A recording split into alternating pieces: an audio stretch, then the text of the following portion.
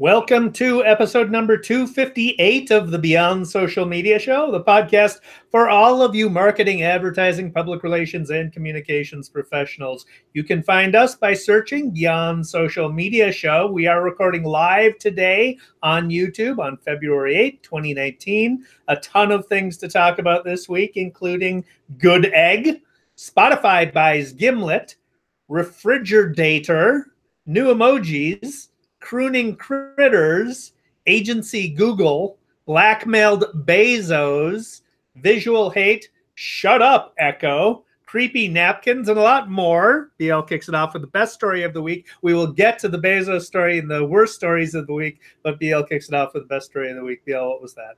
Well, I just needed a laugh, so I don't know if this was actually the best story of the week, but this is about the egg that broke the internet. This is from a New York Times story by Jonah Engel-Bromwich and Sapna Maheshwari. And the story is what happened to the egg after it became the most liked post on Instagram. So the egg was created by Chris Godfrey, who stayed anonymous up until quite recently, and he's an advertising creative. He works at a partnership in London, and when he heard that the record for likes on Instagram was a post by Kylie Jenner, he took that as a challenge. So he remembered thinking, like, could something as universal and simple as an egg be good enough to beat the record, which is a pretty crazy thing to wonder. But the original egg post now has more than 52 million likes. Her post is not quite 19 million, and the egg's account now has more than 10 million followers. So what are you going to do after you break that record? So they decided they would make an ad, and the ad, they decided that the egg would do good, and they gave the egg a name. Its name is Jeffrey.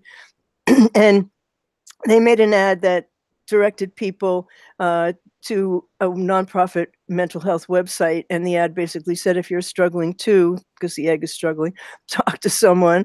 And I'm sorry, I said its name wrong. His name is Eugene, and they're going to have Eugene stand for many different causes.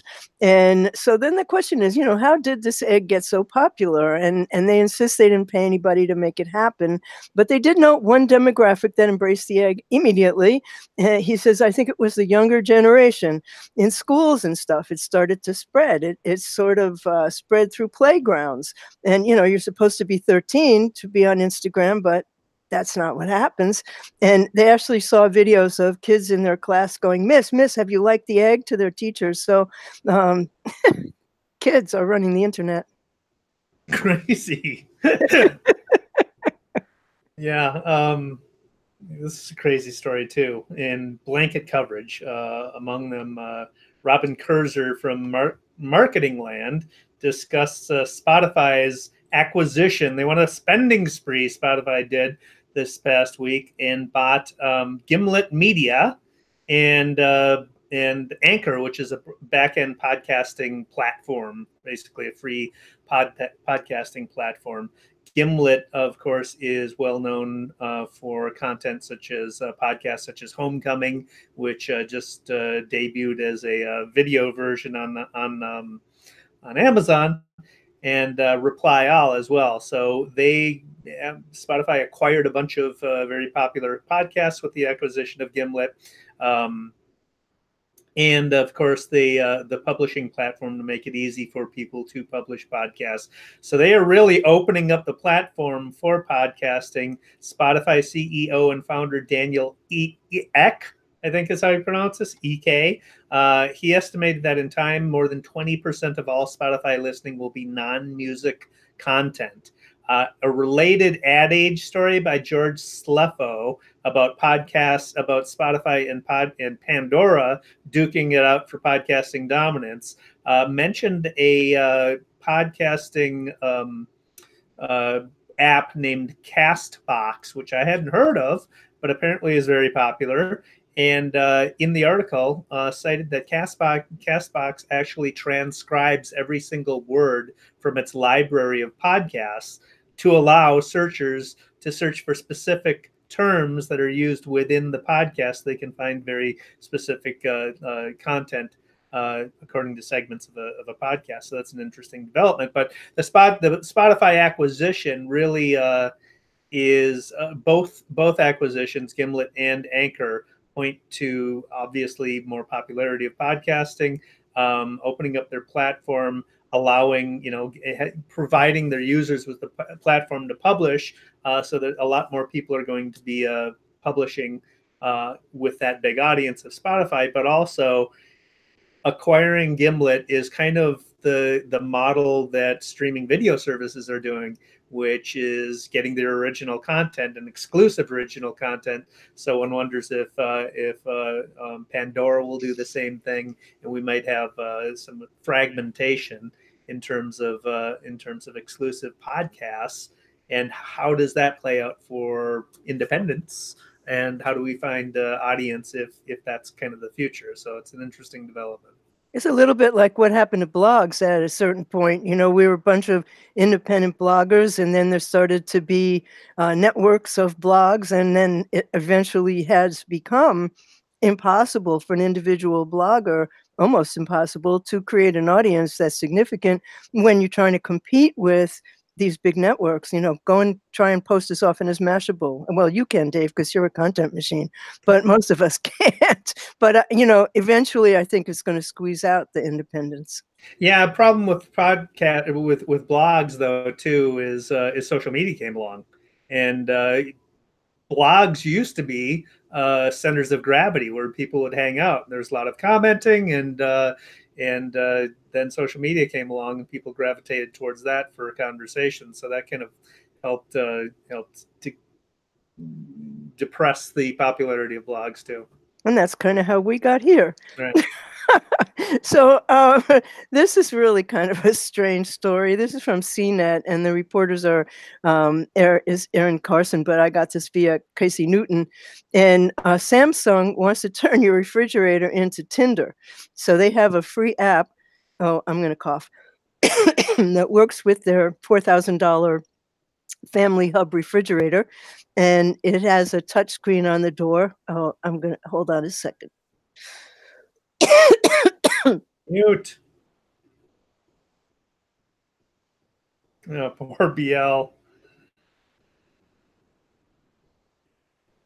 Yeah, BL has got a coughing fit going on. She's got the mute button on, so I'm gonna go to my story and let her recover from this. She's got a cold.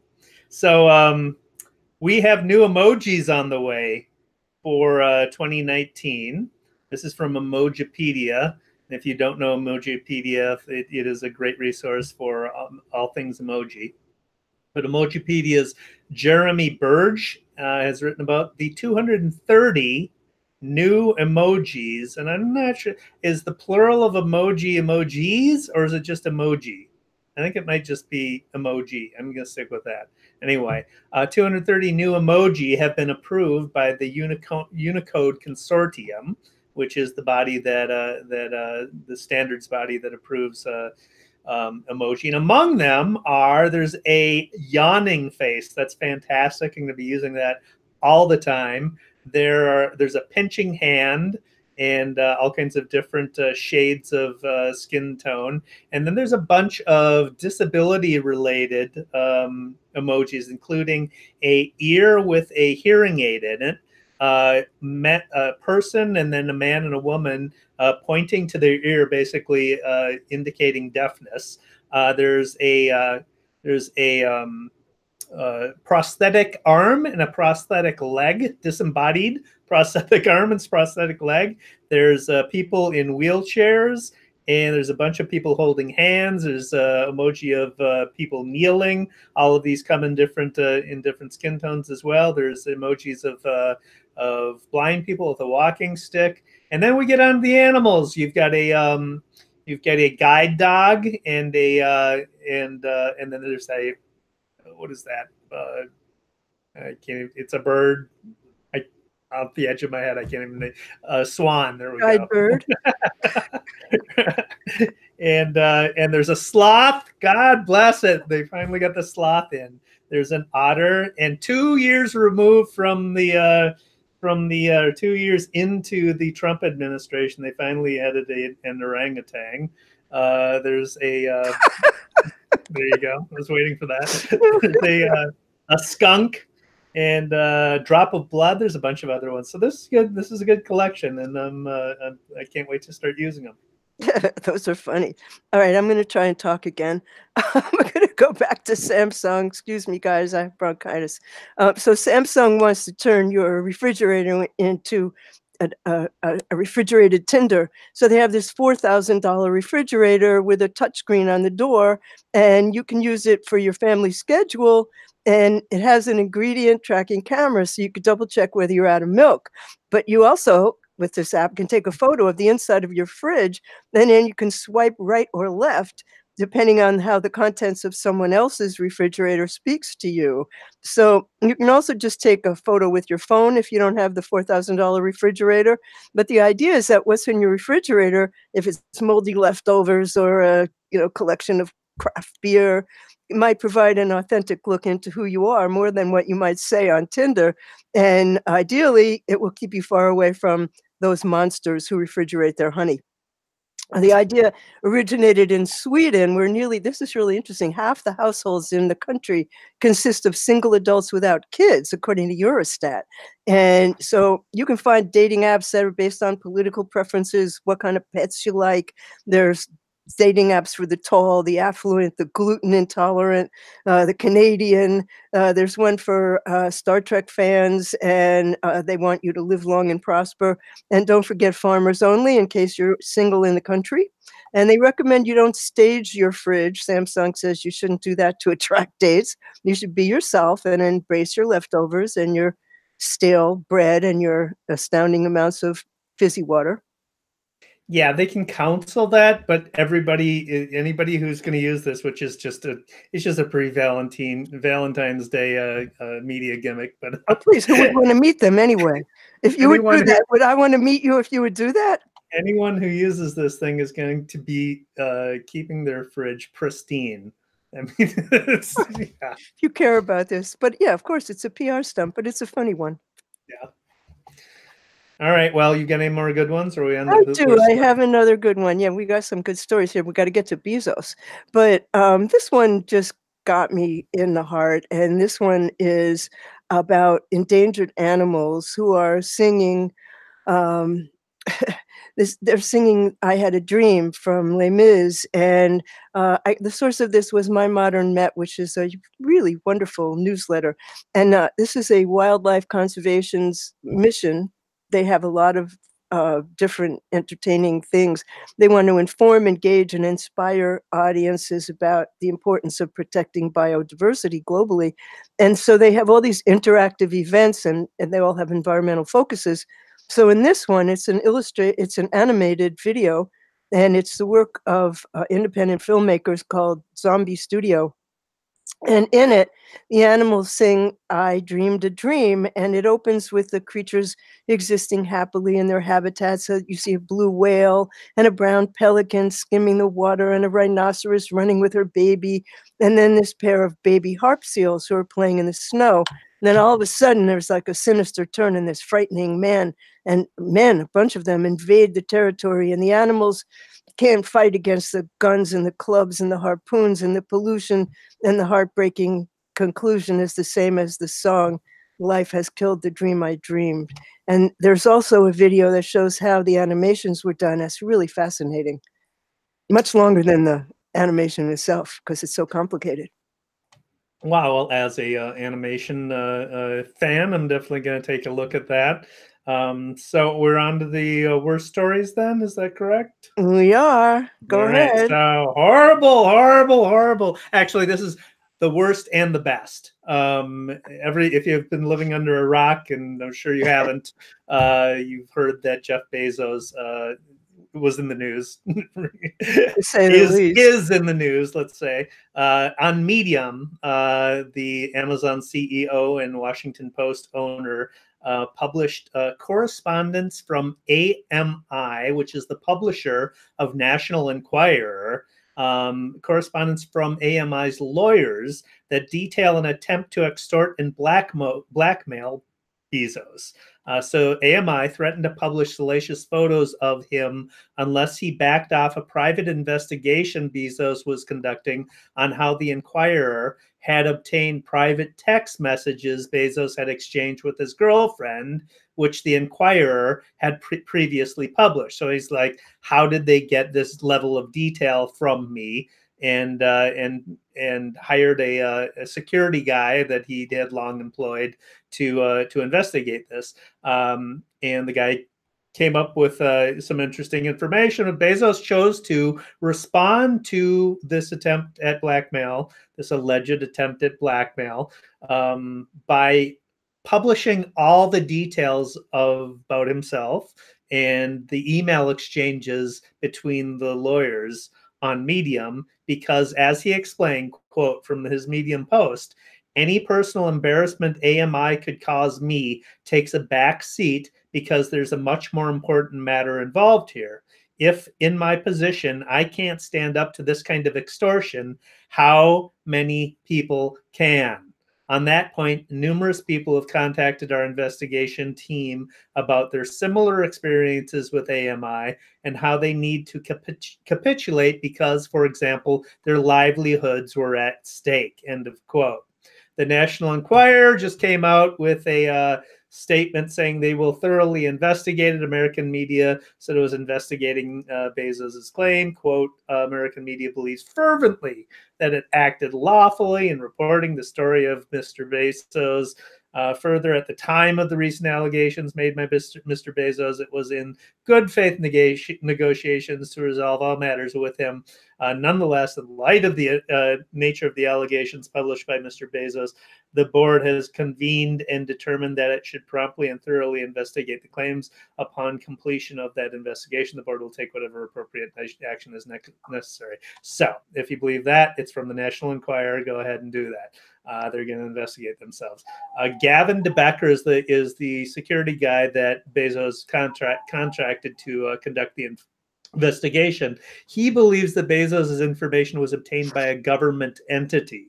So there are ties between Pecker, the publisher of the National Enquirer, and the Saudi government officials, and of course the National Enquirer is very close with Donald Trump, and Donald Trump is a stated enemy of the Washington Post and Bezos.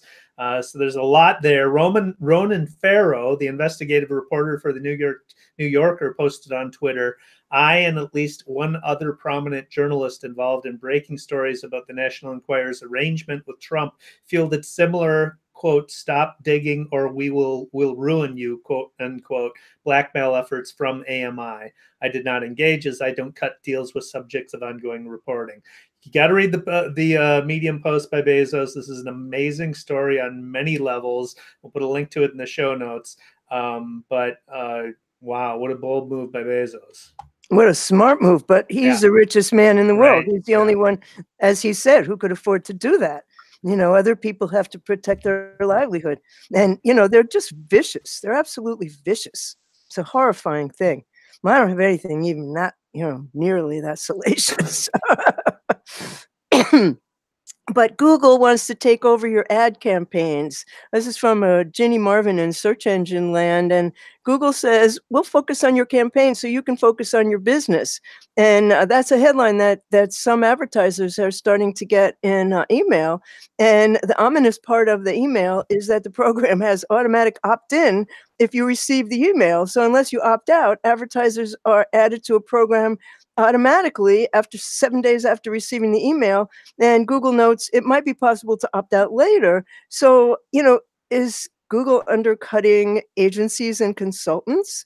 Google has always had ad reps and teams that reach out to advertisers and to agencies with recommendations and account consultations, but it also was not uncommon for agencies to complain that Google reps were stepping on their toes. And as Jeff Cohen pointed out on the Old Timers list, he said, I have a hard time believing most large advertisers would allow Google to take over. The best analogy I've heard in the past 3 years was someone in the travel vertical who competes with Google saying, using a Google tool was like giving your money to the casino and asking them to manage it for you. You know, that's crazy. I know for a fact that clients that I have dealt with, not more than a handful, these are large organizations, do not use Google Analytics. They don't use Google Tools. They use Web Trends. They use other analytics because of They feel that. they're spied on. They don't want to give their data to Google. I can understand that. Uh, I really can, but I mean, it doesn't apply to anybody like me. But if you're an agency or a big company, yeah, of course. yeah. So another Amazon. This is just an experience that I maybe a mini rant about Amazon. I love my Echo speakers. I love my smart speakers and use them all the time. And one thing I love about them, especially Amazon Echo, is that they read books to me. And so, if it's audible, it's fantastic because they're recorded. If they're Kindle books, not all, but many Kindle books can be read by Amazon Echo, but it uses the mechanical algorithmic voice to record it back to you, so it's not as wonderful as listening to an audible book. But the Kindle reader, the Kindle books have a problem when being read from Echo, especially if it's a nonfiction book with footnotes. I have come across this. When the footnotes are cited within the text of the chapter or whatever, Kindle will read, and if they cite web pages, Kindle will read the URLs. So you'd be going along and listening to your book, and then it will cite something cited by Beyond Social Media Show at http://www.beyondsocialmedia.com/kindle-problem-reading-non-fiction-books, and then go on with the rest of the, and if there's a lot of citations, it is a horrible experience listening to the Echo recite URLs. So you're saying that while you're working, you have the Echo reading books to you? Yeah, or I'm shaving or whatever. I listen to, or making dinner. I listen to Kindle books, and yeah, it's That's hilarious, really. I have a video of it. I'll upload it in the show notes. That's very funny. So Twitter did something this week that violated their own terms. They allowed a really hateful photoshopped image to run. This is from BuzzFeed News from Janet, oh boy, Litvinenko. They allowed an altered photoshopped image comparing women members of Congress, mostly the Democratic women in Congress, who wore white to the State of the Union message, compared them to KKK.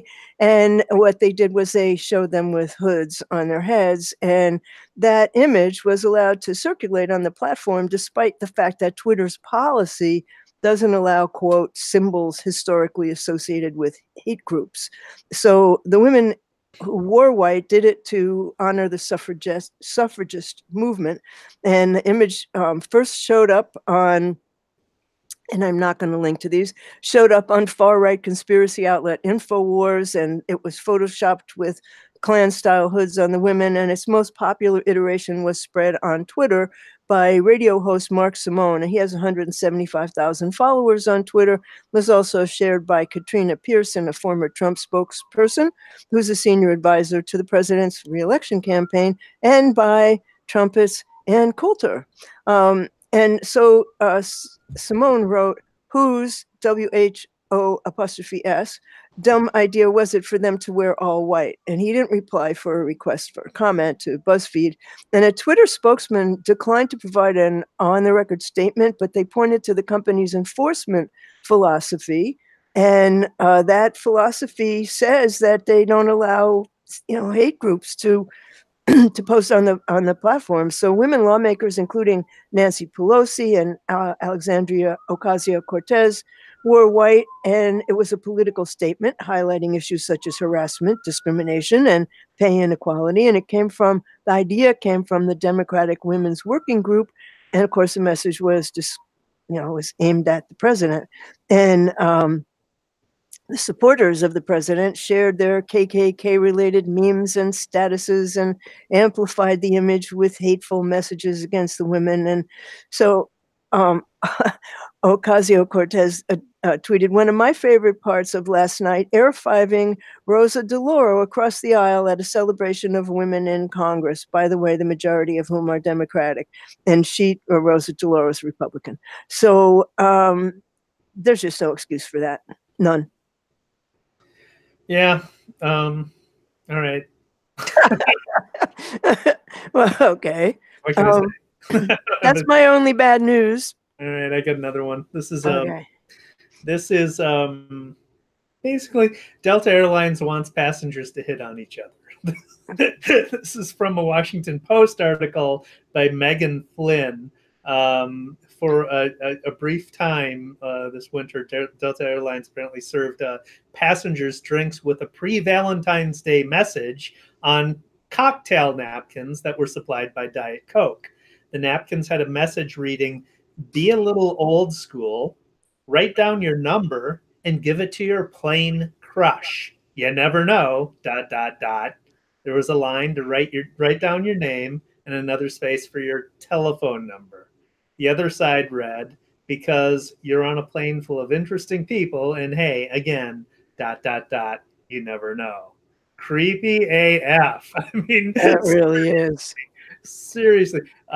Companies apparently heard the backlash that ensued on social media. Delta Airlines said, "We rotate Coke products regularly as part of our brand partnership, but missed the mark with this one. We are sorry for that and began removing the napkins from our aircraft in January." Coca-Cola said, "We sincerely apologize to anyone we may have offended," which is not an apology, and added that the napkins are being replaced with other designs. But seriously, come on.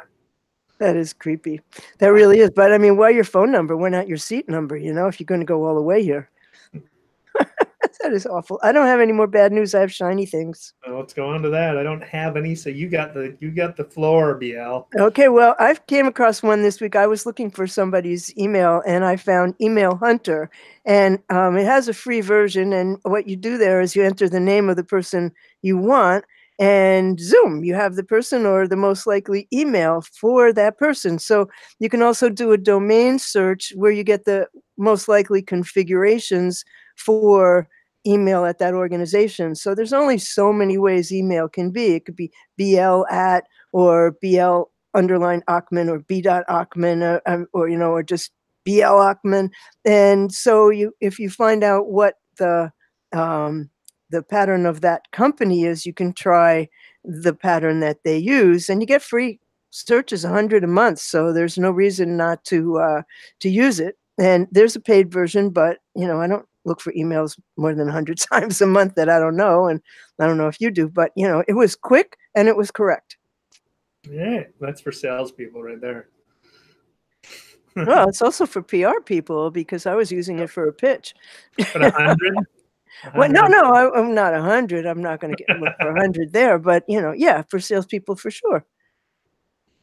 So I came across 2 podcasts this week that I want to recommend, and I'm always looking for new ones. And this week I came across Product Hunt Radio, which is a weekly podcast of people who are creating and shaping the future of tech and culture. And the host is Ryan Hoover, and he's joined by people who are founders and investors and journalists, and they discuss the latest in tech. And they've done more than 150 broadcasts, and their guests this week, the episode, "The Future of Consumer Tech Communities," with Sarah Tavel and Eric Vishria of Benchmark, which is a VC firm that funded did some of the early fundings of successful startups like Dropbox and Twitter and Uber. They had "The Future of News" with Jessica Lesin, who's founder of The Information. "How to Find a Mentor in Tech" with Anna Miura-Ko from Floodgate. And so it's really worth taking a listen to. I was going to say a look, but it's definitely a listen. And then this week, USA Today has a podcast network, and they launched the Growth Lab show with Tracy Oswald and my friend Andre Archambault. They're the co-producers, and they launched with Ryan Moran, CEO of Small Business Edge. They had Jess Tyson, who's the director of Calm, and they've had Peter Shankman, founder of Harrow. They've done 3 shows so far. They're on every Tuesday, and you can take a look. Very cool. Listen. I don't have any cool stuff except my monthly compilation of marketing stats and trends and reports that I publish every month. This month it's a roundup of the past month, so of January, all the interesting stuff that came out. 163 of them, in fact. Among them was the 2019 Edelman Trust Barometer, which is widely anticipated every year. Gartner's Enterprise AI Growth Report, BuzzSumo's B2B content analysis, Weber's 2019 email marketing statistics, Pew's Generation Z, or V as I like to call them, research, Hot Jobs of 2019, 157 other reports. I'll put a link to the post in the show notes, so you can grab all those stats if you need them. Oh, there's a lot of useful stuff in there. Everybody can use some of it. So I wasn't sure whether I should put this in politics or not, but it was political. Is that where we are now? Can I go with this? Yes, yep. Okay, so unfortunately, Representative John Dingell has died, and he was the longest serving member of Congress, serving for 60 years in Congress. And he also was a Twitter warrior, a hilarious Twitter warrior. This is from a Sarah Mims BuzzFeed article. And Representative Dingell became known for this crazy Twitter war, hilarious. And he died at the age of 92, and right up to the end, he had his wife transcribing his tweets, and he loved to take pot shots at Trump, and they were often really laugh out loud funny. And he had 250,000 followers, and he's a Michigan Democrat, so I'm sure you know him, Dave. And he advocated for climate and environmental protections, and he authored the Endangered Species Act and co-authored the Clean Water Act in the early 70s. He was a big civil rights proponent, and important in creating Medicare. And his wife, Representative Debbie Dingell, was elected to replace him. So among his zingers, safe to say, real Donald Trump has had the least productive first 100 days in office, except maybe Harrison, who died of pneumonia on day 31. He published Nixon's resignation letter with the tweet that said, 43 years ago today, concise and to the point. You could even fit it into a tweet, real Donald Trump. And then when the New York Times published a story about Trump using his private cell phone and being overheard by Russians and Chinese, Trump called it fake news and said he always used a landline. So Dingell tweeted, "Oh yeah, you tweet this from your landline?" And then, this is my favorite, when Alexandria Cortez-Ocasio tweeted about her Twitter class for Democrats on how to use social media, he tweeted, "Ironically enough, I missed the meeting because I've been up on my roof practicing my dance moves. Thanks for covering, AOC." Well, that's I guess legend. He's really a legend as a legislator, and was legend as a social media expert. So Howard Schultz again was in the news, and he was interviewed by CNBC's Andrew Ross Sorkin. We'll have a video of it in the show notes, in which he prefers that he would not be called a billionaire. He prefers that you call him a person of means, which just goes to show. I know the guy came up from poverty and everything, and kudos to him for building the business that he did out of Starbucks. It's a great company, but the guy's out of touch. So that's just, clearly he's not taking the advice from Schmidt, his campaign manager, because that he would have told him not to say that. At the same time, Masterclass, the company that runs Masterclasses, was running an ad on Facebook. Learn how the former Starbucks CEO grew a 13-store chain into a global brand, 25,000 plus and 250,000 plus employees. It's Howard Schultz's Masterclass. So the timing of the ad is not coincidental. It's got to be deliberate, because the guy's in the news, but I'm questioning whether they're going to get many signups. Well, I think they might get quite a lot of signups. What I hope he doesn't get is a lot of votes. That's what I'm worried about. I hope he doesn't run. He hasn't actually said he's running. He said he's thinking about it, but he's thinking too hard, if you ask me. It's getting a lot of feedback on whether he should run or not. Every single bit of that is no, you should not. And, the man is a Democrat, a lifelong Democrat. If you want to run as a Democrat. Howard? On to pro tips. Yeah, okay. All right, I have one, and this is my rant of the week. Please don't assume that somebody who goes by initials is a man. All you got to do, PR people and salespeople and whoever else, use Google to search that person's name, and you will find sites and profiles that use that person undoubtedly with a photo or a pronoun, identifying their gender. This will only take you a few seconds, and then at least go to one of those sites and see what that person does before you pitch them. And that way you know whether the person does or does not cover agency news, for example, PR people. And while you're looking, see if you can find the name of their dog or their favorite activity. Most people list these in their Twitter bios. And only then should you email that person. If people did this, I would not get emails addressed to Benny, Bob, who's that, or Mr. Ochman. Good advice. Good advice. Let's wrap this up with some numbers, okay? Daily numbers. Spotify users, of course. This is Spotify users from 2017 to 2019.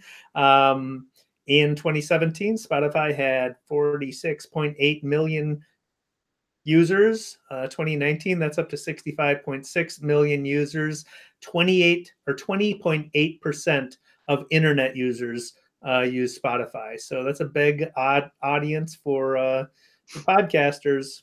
Get on board with their Anchor tool and start publishing your podcast on Spotify. Are we there, Dave? We are. We definitely are. We didn't need Anchor to get there. That's good to know. That brings us to the end of the show. It does. Okay, well, that wraps up episode 258 of the Beyond Social Media Show. And you can find us by searching Beyond Social Media Show. Links to everything we discussed tonight and the videos we talked about will be on our blog, beyondsocialmediashow.com/258.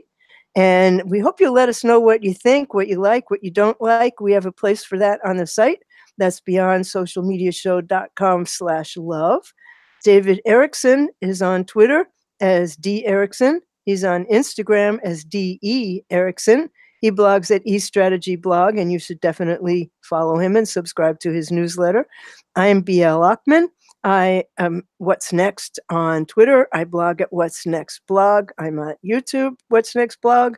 And the show is on the web, beyondsocialmediashow.com, on YouTube, of course. On Twitter, we are BS Media Show. We're on iTunes, Stitcher, iHeartRadio, Google Play, Spotify, and Google Home. And we will be back next week. Same time, maybe. We'll let you know.